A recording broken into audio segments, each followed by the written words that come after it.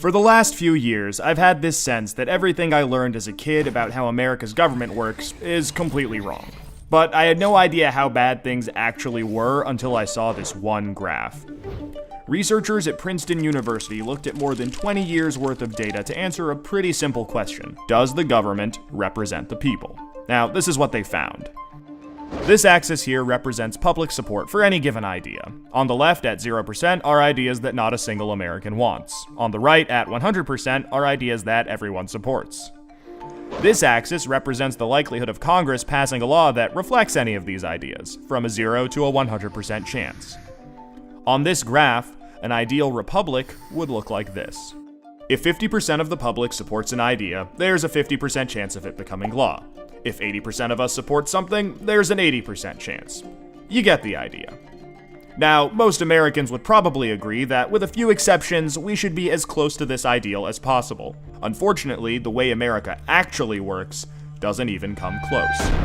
Take an idea that nobody supports, literally nobody, and it has about a 30% chance of becoming federal law. Now, take an incredibly popular idea, the most popular idea this country has ever seen, and there's also about a 30% chance of it becoming law. This means that the number of American voters for or against any idea has no impact on the likelihood that Congress will make it law. Put another way, and I'm just going to quote the Princeton study directly here, the preferences of the average American appear to have only a minuscule, near zero, statistically non-significant impact upon public policy. So if you've ever felt like your opinion doesn't matter and that the government doesn't really care what you think, well, you're right. But there's a catch. This flat line only accounts for the bottom 90% of income earners in America. Economic elites, business interests, people who can afford lobbyists, they get their own line.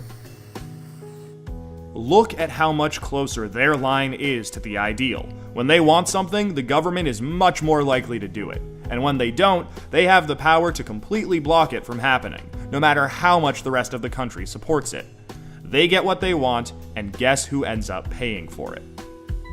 We pay for it with the most expensive healthcare in the world. We pay for it with a tax code that's a complete mess. We pay for it with internet that's slower and more expensive, with wasteful spending, a floundering education system, a catastrophic drug war, and 1 in 5 American children born into poverty. Almost every major issue we face as a nation can be traced back to this graph.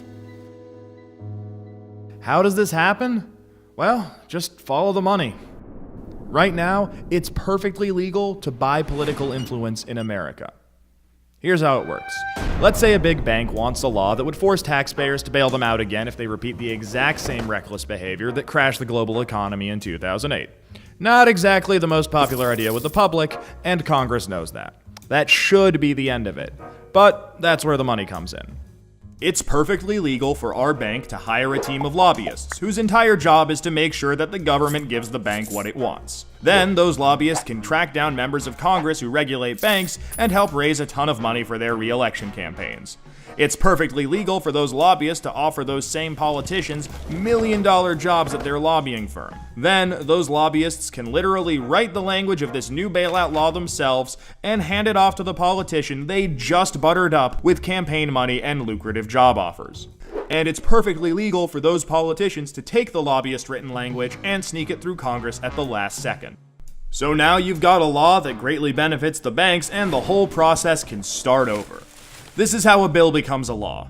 A special interest hires some lobbyists, those lobbyists collect campaign contributions, offer jobs, and then write the laws that Congress then passes to help those same special interests.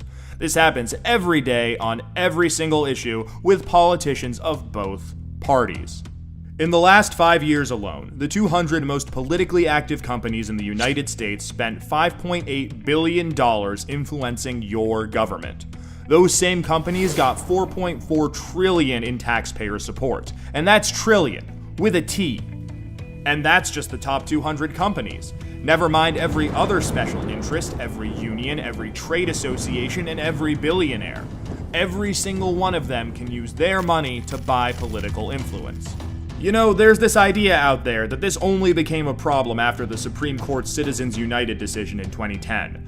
But the data goes back almost 40 years, and the results are clear. Corruption is legal in America.